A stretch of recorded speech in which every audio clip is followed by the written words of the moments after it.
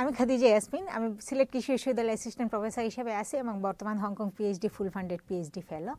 এবং আজকে আমাদের topic, how do you get a good scholarships for undergraduate PhD and masters, and these contents are from my own experience, from my colleagues, from my supervisors. So stay tuned until the end and you will get a special tips for Bangladeshi students.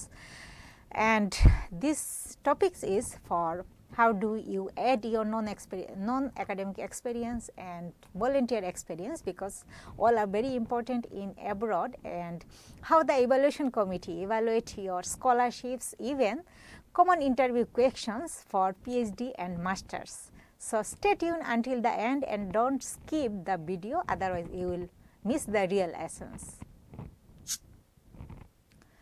So let's go to academic experience. Your SSC, HSC, undergraduate masters result, your academic excellence, your any awards like Prime Minister awards, NST scholarships, even your HSC scholarships, your medal, you can add this. And for non-academic experience is job experience, volunteer experience, your extracurricular activities, your academic activities, non-academic activities, everyone is you can put here. Later I will discuss details. And your medium of instruction অবশ্যই English হতে হবে, এবং your IELTS course, GRE, GMAT অবশ্যই above 6.5, 7, 8. Maybe some universities they want above 7, 8. It depends on university to university and you. And research proposals should be up to date. It should be cutting edge research, no research for plant like how do you measure plant height, গাছের উচ্চতা কত, পাতার লম্বা কত, পাতার প্রস্থ কত, এগুলো যদি হয় তাহলে you are down. So of course write the cutting edge research, new topic.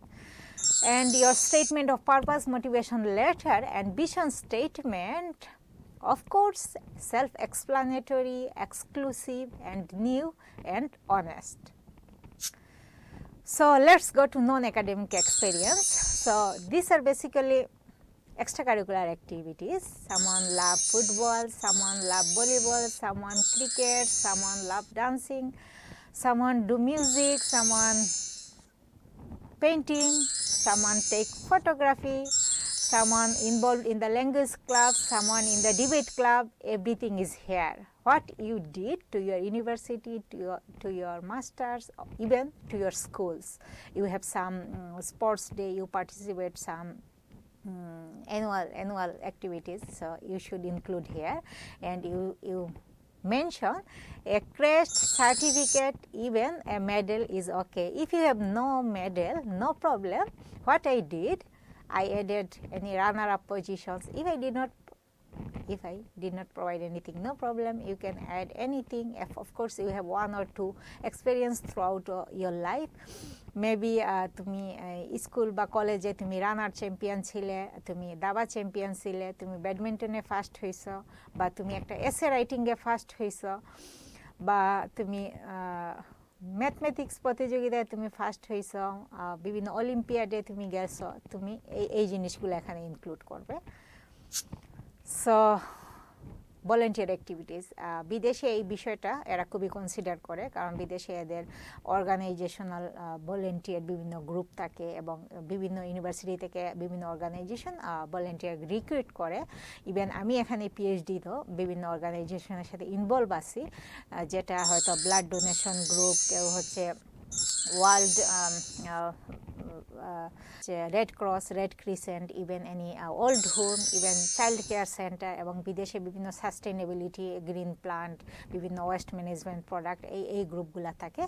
যেটা কি করে বাংলাদেশে আমরা অনেক প্রবলেম ফেস করি, বাংলাদেশে জন্য বিভিন্ন অর্গানাইজেশনাল ভলেন্টিয়ার সাপোর্ট নেয়। যেটা আমি প্রবলেম ফেস করছি যখন আমি বিভিন্ন অ্যাপ্লিকেশন দিচ্ছি, তখন দেখতেছি ভলেন্টিয়ার এক্সপিরিয়েন্স, এটা it's very important for any country. So but Bangladesh কিন্তু আমরা সবসময় অন্যকে হেল্প করছি। আমরা স্বেচ্ছাসেবক হিসাবে, সাপোজ তোমার পাশের বাসায় কেউ অসুস্থ, বাচ্চারা অসুস্থ, তুমি এদেরকে যাচ্ছ, তুমি হেল্প করতেছো, তোমার লোকাল স্কুলের বাচ্চাদের প্রবলেম, তুমি এদেরকে খাতা কলম পেন পেন্সিল ব্যাগ হাবিজাবি তুমি সব সময় কন্টিনিউয়াসলি এদেরকে প্রোভাইড করতেছো। তোমার বাসার বুয়া, নিজের বাসার বুয়া অসুস্থ, ইভেন পাশের বাসার বুয়াকেও তুমি হেল্প করতেছো। ইভেন তোমার বাসায় সারাক্ষণ সাহায্যের জন্য অনেক লোক আসে, তুমি কন্টিনিউয়াস মানুষকে হেল্প করতেছো। ইভেন তোমার অফিসের কোনো কলিগসের প্রবলেম, অসুস্থ, কারো কোনো ক্যান্সার, তোমার অফিসে সারাক্ষণ বিভিন্ন লোক আসা যাওয়া করতেছে, তোমার কেয়ারটেকার, তোমার ড্রাইভারের অসুস্থ, এদের ফ্যামিলি কারো প্রবলেম, আমরা কিন্তু সারাক্ষণ এদেরকে হেল্প করি।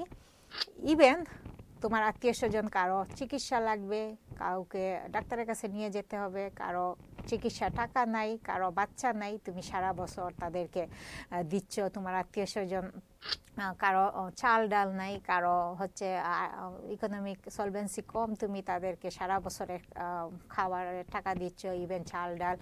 ইভেন বিভিন্ন ঈদ, দুর্গাপূজা, বিভিন্ন ঈদুল আজহা, ঈদুল ফিতরে আমরা সারাক্ষণ ত্রাণ দিতে থাকি, ডোনেশন করি, কাপড় দিই, এই জিনিসটা আসবে। ইভেন বিভিন্ন বাংলাদেশের বন্যাতে আমরা ত্রাণ দেই এবং বিভিন্ন দুর্ঘটনা হলে আমরা মানুষকে সাহায্য করি। তুমি এই জিনিসটা, যেটা আমি প্রবলেম ফেস করলাম বাংলাদেশে, যেহেতু আমাদের কোনো অর্গানাইজেশনাল সাপোর্ট নাই, ভলেন্টিয়ার, ইভেন বিভিন্ন ইউনিভার্সিটিতে বিভিন্ন অর্গানাইজেশনাল গ্রুপ আছে, blood donor, even cultural organisation, even any social group, তুমি সেখান থেকেও একটা রিকমেন্ডেশন লেটার নিতে পারো। কিন্তু যেহেতু এই অর্গানাইজেশনগুলো এতগুলো স্ট্রং না, বা অনেক সময় এদের একটা প্রপার অর্গানাইজেশনাল সাপোর্ট পাওয়া যায় না, কিন্তু তোমার একটা রিকমেন্ডেশন লেটার লাগবে। এখন তুমি কি করবা? এনিহাও তোমাকে একটা ম্যানেজ করতে হবে।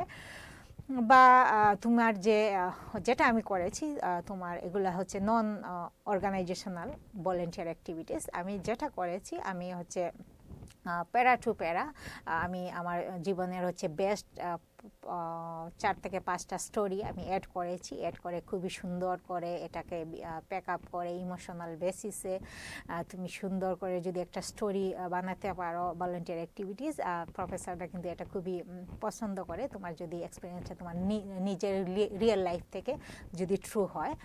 সো এই ক্ষেত্রে বাংলাদেশ এনাদার প্রবলেম, বাংলাদেশের ফ্রেশার যারা আন্ডার গ্রাজুয়েট, বিদেশে যেহেতু অনেক পার্ট টাইম জব আছে, সামার ভ্যাকেশন, উইন্টার ভ্যাকেশনে এরা একটা ইন্টার্নশিপ করে ফেলে, ইভেন এরা ক্রিসমাস ভ্যাকেশনেও 20 থেকে 25 দিনের একটা ওয়ার্কিং এক্সপিরিয়েন্স গ্যাদার করে। এবং এদের গ্র্যাজুয়েটরা হচ্ছে বিফোর গ্র্যাজুয়েশন এরা 6 থেকে 1 বছরের জন্য, 6 মাস থেকে 1 বছরের জন্য এরা অনেক সময় এদের কিছু ওয়ার্কিং এক্সপিরিয়েন্স লাগে। কিন্তু বাংলাদেশে সেক্ষেত্রে আমরা পিছিয়ে আছি। বাংলাদেশে যেহেতু এরকম short term long term recruitment system নাই, সো বাট আমরা কি করব, আমাদের তো অবশ্যই এক্সপিরিয়েন্স আছে। সাপোজ তুমি বাচ্চাদের পড়াও, তুমি প্রাইভেট টিউটর হিসাবে কাজ করো, তুমি সেটা এড করো যে আমার 5 থেকে 10 বছরের ক্লাস 6-এর বাচ্চাকে পড়িয়েছি, বা ক্লাস 8, ক্লাস 10, তুমি যে কোনো বাচ্চাকে পড়ালে তুমি এটাকে ইনক্লুড করো। এবং তুমি অনেক সময় আমরা সিবলিংকে পড়াই, আমাদের নেইবার্সকে পড়াই, সেই জিনিসটাও তুমি একটা স্টোরির মাধ্যমে লিখো। এবং কিন্তু বিদেশে তো তোমাকে একটা রিকমেন্ডেশন লেটার দিতে হবে, একটা সার্টিফিকেট দেখাতে হবে যে আমি এই জায়গায় ছিলাম। সেক্ষেত্রে তুমি কি করবা? সো আমার বেস্ট সাজেশন হচ্ছে বা যারা ইউনিভার্সিটি আন্ডার গ্রাজুয়েট বা পিএইচডি মাস্টার্স দের সুপারভাইজার বা তোমার সিনিয়র প্রফেসর, এদের সাথে তুমি 1 মাস বা 6 মাসের জন্য তুমি কাজ করো কোনো রিসার্চ প্রজেক্টে, বা সুপারভাইজারের কোনো স্পেশাল কোনো ফান্ডে তুমি কাজ করো, any types of work, I think it's better. Even তোমার যদি নাও থাকে, তোমার কোনো বিজনেস, কোনো যদি আইডিয়া থাকে, তুমি তোমার কাজিনের বিজনেস, তোমার মামা চাচা খালা যে কারো বিজনেসে যদি তুমি ইনভলভ থাকো, তুমি সেটা মেনশন করো, তাদের কাছ থেকে একটা রিকমেন্ডেশন লেটার নাও। ইভেন যদি নাও থাকে, তুমি অবশ্যই তুমি বিভিন্ন লোকাল স্কুলে প্রাইভেট টিউটর বা তুমি ফুল টাইম বা হাফ টাইম জব করছো, তুমি এখান থেকে একটা এক্সপিরিয়েন্স গ্যাদার করো। ইটস ভেরি ইম্পর্ট্যান্ট, কারণ এরা রিয়েল এক্সপিরিয়েন্সের বেসিসে বিদেশে নর্মাল স্কলারশিপটা কাউন্ট করে। এবং এখানে আমরা ডিসকাস করব how do evaluation committee evaluate our scholarships, কী কী ক্রাইটেরিয়ার উপরে তারা আমাদের স্কলারশিপটা কনসিডার করবে। সো 30 to 35% কভার করবে আমাদের একাডেমিক এক্সপিরিয়েন্স, এর মধ্যে তোমার SSC, HSC, undergraduate, masters, everything, your life history, life academic excellence, life scholarships, life awards, everything is included here. So second, your non-academic experience, your job experience, even your English experience, English expertise, IELTS course. So it's very important. But it covers less, 15 to 20%, and research proposal 30 to 35%. It's very important. I told you early, it should be cutting edge, not the old research. And statement purpose, motivation letter, vision statement and recommendation letter এখানে আছে 15 থেকে 20%. So আমি যদি marking ম্যাট্রিক্সটাকে দুভাগে ভাগ করি, একটা হচ্ছে তোমার একাডেমিক নন একাডেমিক এবং আরেকটা হচ্ছে তোমার research experience, your life purpose, your motivation, এই জিনিসটা যদি ইনক্লুড করি, this are 50%. I mean both are important. এবং যদি আমি একটা পাল্লার মধ্যে এই টোটাল বিষয়টাকে তুলি এবং ওজন করি, সো আমি দেখব পাল্লার উভয় পাশটা সমান। আই মিন আমাদেরকে এই দিকগুলা কনসিডার করতে হবে এবং সেই অনুযায়ী কাজ করতে হবে। এর মধ্যে একাডেমিক এক্সপিরিয়েন্সটা হচ্ছে ভেরি মাচ ইম্পর্টেন্ট এবং রিসার্চ প্রপোজাল ফর পিএইচডির জন্য ভেরি ইম্পর্টেন্ট। এবং without PhD I think undergraduate and মাস্টার্সের জন্য একাডেমিক নন একাডেমিক এবং বিভিন্ন লেটার, মোটিভেশন লেটার, স্টেটমেন্ট শুধু ইম্পর্টেন্ট। এবং পিএইচডির জন্য I think they should focus on research proposal most after this others. So interview questions. So আমাকে একটা কোয়েশন প্রথমে করা হয়েছিল, অফকোর্স তোমার নাম জিজ্ঞেস করবে, দেন মেবি সাম প্রফেসর তোমার নামও জিজ্ঞেস করবে না, some university, then what is your research topic. আমার প্রেজেন্ট যে পিএইচডি রিসার্চ আমি সেটা নিয়ে কথা বললাম আমার রিসার্চ টপিক। দেন আমাকে একটা কোয়েশন করছে, why you choose Hong Kong. So আমার ফার্স্ট স্লাইডে আমি এই কথাটা বলছি যে আমি কেন হংকং চুজ করছি, কারণ বিকজ যে Hong Kong government provides me good salary, it's a good country, even they are good enough, good living standard, even I am a good mother and I want to continue my mother duty, my professional duty. So I brought my child here, and who take care my child. So then I thinking this, then I find Hong Kong governments provide helping hand for taking care child, even for cooking, for support you, because তুমি lab থেকে আসলে আমার 12 থেকে 15 ঘন্টা কাজ করতে হবে, যেহেতু আমি পিএইচডিতে আছি। সো কে আমার কাজ করবে বা কে আমাকে হেল্প করবে বাজারে বা বিভিন্ন বাসার কাজে, যেহেতু আমি অফিসিয়াল কাজ এবং পিএইচডি নিয়ে বিজি থাকবো, তখন আমি দেখলাম যে হংকংটা best for me.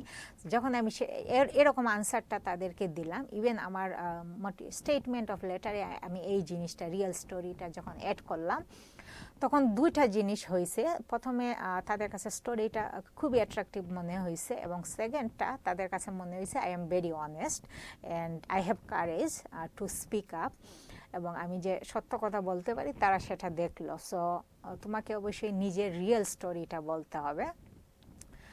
Then your future plan, have you any plan to settle here or you want to go back. So আমি বলেছি যে I want to go back, কারণ I am working as an assistant professor in my country and I love teaching and I am committed to my university and my country.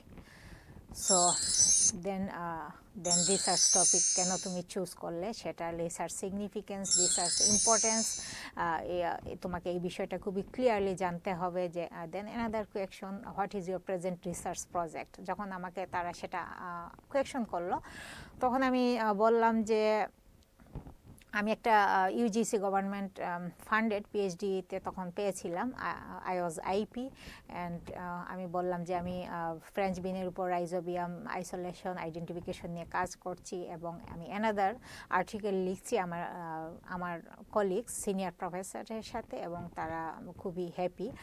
এবং যদি তোমার কোনো research project নাও থাকে, suppose you are doing any business, you are any part-time job, or you are any types of works, you are helping to your house, to your father, even you are doing, you are planting with your father, because গ্রামগঞ্জে তুমি অনেক সময় আমরা মা বাবাকে help করি, তোমার যেটা তুমি করো তুমি সেটা বলবা।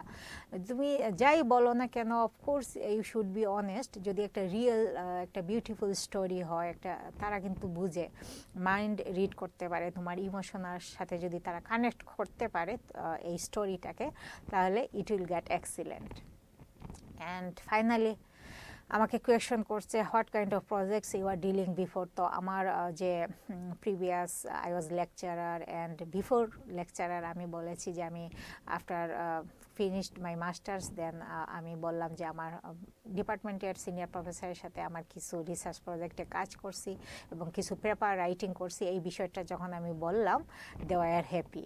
সো তারা অবশ্যই দেখতে চায় যে বিদেশে বিভিন্ন ইউনিভার্সিটি এবং professor you are working, you are doing something, you are not wasting your time. So তোমাকে কিছু করতে হবে, বলতে হবে, but it should be true এবং একটা সার্টিফিকেট লাগবে তোমার, ইউ শুড রিকমেন্ডেশন এবং তাদেরকে দেখাতে হবে, এটা প্রেজেন্ট করতে হবে একটা certificate. And this questions are for PhD. So পিএইচডিতে একটা কমন কোয়েশ্চন আমাকে জিজ্ঞেস করেছে যে what was your masters research. যখন বললো তখন আমার মাস্টার্স রিসার্চ টপিক নিয়ে আমি কথা বললাম। যখন বললো how did you do this, তখন আমার মেথডোলজি আমি ডিটেলস বললাম। আমি বললাম যে I planted crop mung bean in real farmers field. Then বললাম যে আমি রাইজোবিয়াম ফার্টিলাইজার ইউজ করেছি, কাউডাং ইউজ করলাম। দেন আমি এটা কালেক্ট করেছি ফার্মারদের কাছ থেকে এবং রাইজোবিয়ামটা আমি বিনার কাছ থেকে কালেক্ট করলাম। দেন আমি 6 মান্থ প্লান্টেশন করে আমি নিজে এটা হারভেস্ট করলাম। দেন আমি ল্যাবে নিয়ে এসে ক্রপ ইভালুয়েশন করলাম, পোস্ট কালচারাল হচ্ছে নিউট্রিয়েন্ট অ্যানালাইসিস করলাম। দেন আমি এই ডেটাগুলা এন্ট্রি করলাম। দেন আমি বললাম রেজাল্ট এক্সপ্লেনেশন করলাম। আমি নিজে হচ্ছে স্ট্যাটিস্টিক্যাল অ্যানালাইসিস করছি, এই বিষয়গুলো বলছি।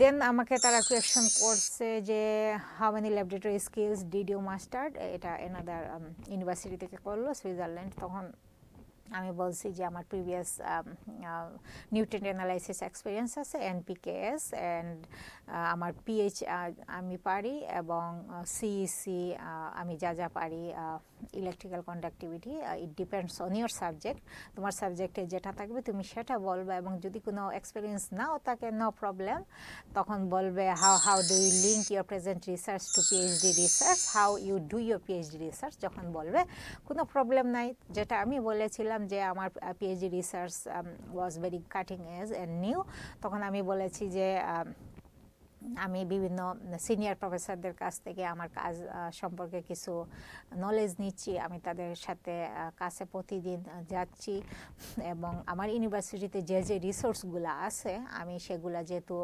আরএনএ ডিএনএ নিয়ে কাজ করতেছি সিকোয়েন্সিং, সো বললাম আমি সেগুলা মানে লার্নিং করার চেষ্টা করছি এবং আমি বিভিন্ন ইউটিউব টিউটোরিয়াল প্লাস বিভিন্ন বুক পড়ে এই জিনিসগুলা, বিভিন্ন আর্টিকেল পড়ে এই জিনিসগুলা শিখতেছি। সো আই থিঙ্ক যেন বললাম I believe I can do this, তখন তারা খুবই হ্যাপি। তো এই বিষয়টা তোমাকে এনশিওর করতে হবে যে ইউ ক্যান ডু ইট এবং most important you should be honest. এটা হচ্ছে সবচেয়ে বেশি ইম্পর্ট্যান্ট এবং তোমাকে একটা ড্রামা প্লাস একটা রিয়েল ড্রামা তৈরি করতে হবে, যেটা হচ্ছে emotional plus your feelings can accumulate together. সেটা যদি খুবই এক্সিলেন্ট হয়, তাদের কাছে যদি তাদের মাইন্ড পর্যন্ত পৌঁছাতে পারে, তাহলে তোমার অবশ্যই you can do it and you can get a higher fund. And stay tune until the end. And next video topic is coming, how do you write a research proposal, how you write a better motivation letter, statement of purpose, and what I did to my PhD এই জিনিসটা। এবং of course subscribe, like, comments and share, and if you want to ask something me, you can ask me any questions. If you are facing any problem, if you need any help, of course you can ask me, but stay tuned with me, subscribe. Okay, see you in the next video.